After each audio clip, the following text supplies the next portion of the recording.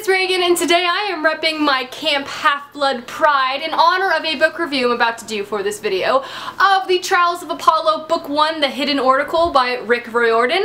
This is the Perustopia Book Club pick of the month for the month of May, and we are working with Disney Hyperion for this length of the month. This is Rick Riordan's first book and his new 5-book series following the god Apollo, and I have to say, though I'm not surprised, I absolutely loved it. Like I just mentioned, this book of course follows Apollo. Basically, the novel starts with the god Apollo being cast out of Olympus by his father Zeus, who's angry with him. He's cast out and basically gets turned into a 16-year-old boy. And he now has to navigate the world as a teenager, you know, trying to figure out what the crap is going on. He recognizes that as Apollo, and that this has happened to him in the past previously, that he's gonna have to do some extraordinary things to regain favor with Zeus and to be let back into Olympus. So he travels with his companion Meg to Camp Half-Blood, and a whole bunch of crazy stuff ensues from there.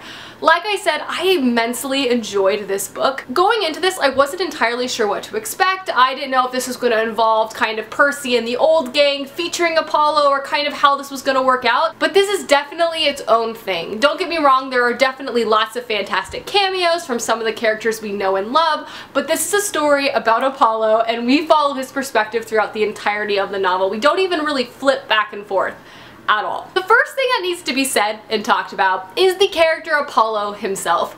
He is absolutely hilarious. His perspective and narrative just had me cracking up through the entirety of this freaking book. He's so funny. It's just, he has this perspective of a god who's all of a sudden been turned into a 16-year-old boy, and he doesn't, so he's still trying to talk to people like he's a god, and his just word choice and the way he communicates with people is so funny. However, he has this amazing character arc because he is now put in the perspective of a human. He starts to be able to empathize and understand all the feelings of all the demigods he has kind of had issues with in the past or taken advantage of in the past, which I found to be a very interesting perspective.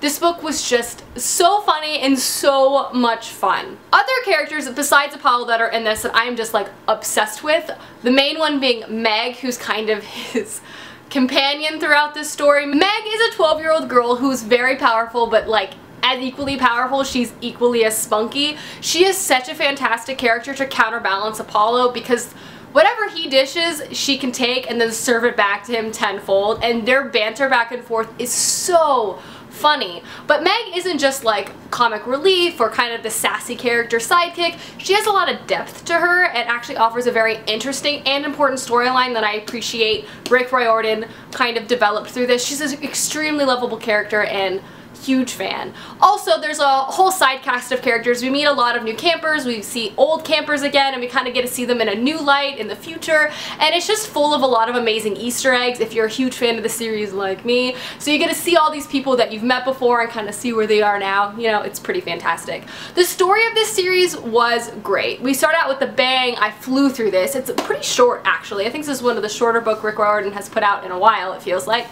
But the length didn't seem wrong, and I just flew through the story. And again, this is the first book to a 5-book series. It started and set up everything nicely. However, even though it technically is a setup book, I didn't find it boring. It didn't drag at any points. It was fantastic. The other thing Rick Riordan just does so well in all of his series, he tackles very important social issues very well and does it in such an easy way that's just fantastic. For example, Apollo is bisexual, and it's not even a question of, oh, well, I think I might be bisexual. No, he's literally just bisexual, and he's like, yeah, I don't understand why people might think that's weird. And literally, I retweeted something today. Rick Riordan was literally like, Apollo has 99 problems, but his sexuality isn't one, and that is so true. Apollo is just like, yeah, I like boys, I like girls, what's weird about that? And I just really appreciated having a main character, especially middle grade in a lot of ways, of a bisexual individual who's like not struggling with it and it just is. And I just feel like that's a really great thing to see, especially in younger children literature. The other thing he touched on, and I think he did well, is this concept of abuse. Briefly towards the latter part of the novel, there's kind of a discovery of just emotional and psychological abuse one of the characters faces, and obviously she's gonna be struggling with this throughout the entire series. And I also feel like that is an important subject to brief on as well, because while physical abuse is definitely a thing and very scary. With physical abuse comes oftentimes psychological and emotional abuse that is a little harder to see and understand, so I appreciate that he's tackling that in this series. All that being said, I feel like this was a fantastic first book to Rick Riordan's new Olympian-inspired series. It has such a great plot. I loved it. I cannot wait for the next one. Huge fan. I'm a diehard Percy Jackson fan for the rest of my life. Like, my kids are gonna be read all these books. It's gonna be like a thing. It's a thing that's a big part of my life. I ended up giving this book a 4.5 out of 5 stars. Huge fan. Pick it up. Our live show is gonna be at the end of the month. More details on the date to come. But come talk with us. Sasha and I are going to be discussing all the spoilery details of this book because there's still a lot to talk about. I couldn't talk about spoilers because I want you to be able to, you know what I mean? So yeah, check it out. Highly recommend, and I hope you guys enjoyed this video, and I will see you guys soon with another one soon. Goodbye!